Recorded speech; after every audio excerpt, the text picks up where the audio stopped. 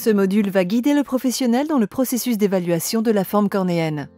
La détermination de la forme de la cornée est une première étape importante dans le processus d'adaptation de la lentille Kerasoft IC. Elle identifiera quelle lentille de la série d'essais testée en premier et aidant le professionnel à comprendre les caractéristiques d'adaptation suivantes de la lentille.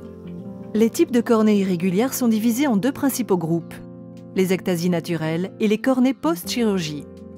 Dans ce module, nous nous focaliserons principalement sur les ectasies naturelles. Les cornées post-chirurgie seront abordées en détail dans la section d'adaptation avancée.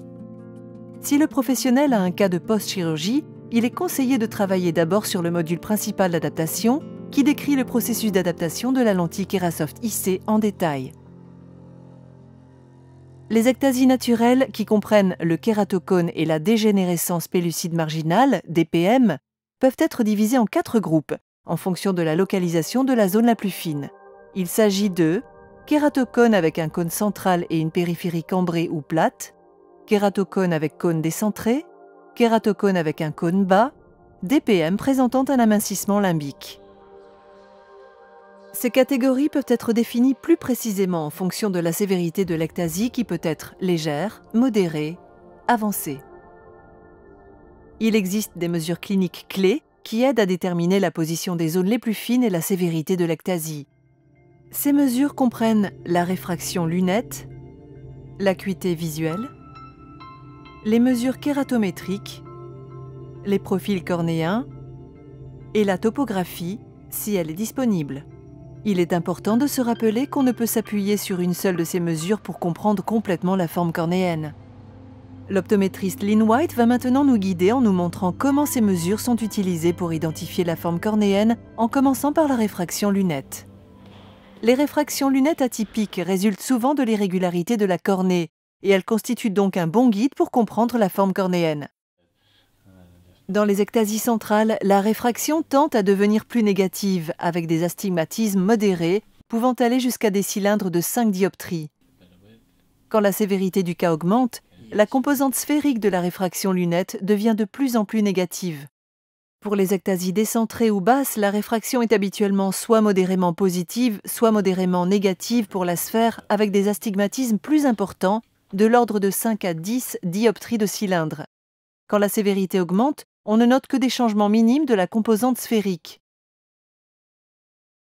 Les cônes positionnés très bas et la dégénérescence pellucide marginale, DPM, présentent habituellement de forts astigmatismes contre la règle inverse des cas sévères, pouvant aller jusqu'à 20 dioptries de cylindre.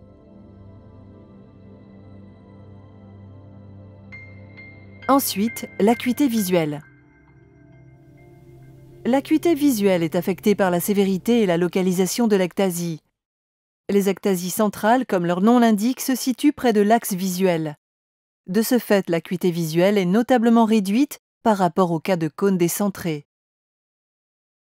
Les ectasies centrales légères peuvent laisser une acuité visuelle raisonnable, alors que les cônes centraux avancés affecteront profondément l'acuité. Ensuite, les valeurs kératométriques. Les mesures kératométriques ne concernent que les 4 mm centraux de la courbure cornéenne. Dans les cas d'ectasie centrale légère, les mesures kératométriques peuvent être de normale à cambrée, par exemple de 7,70 à 6 mm. Dans les cas centraux avancés, les mesures kératométriques peuvent aller jusqu'à 3 mm.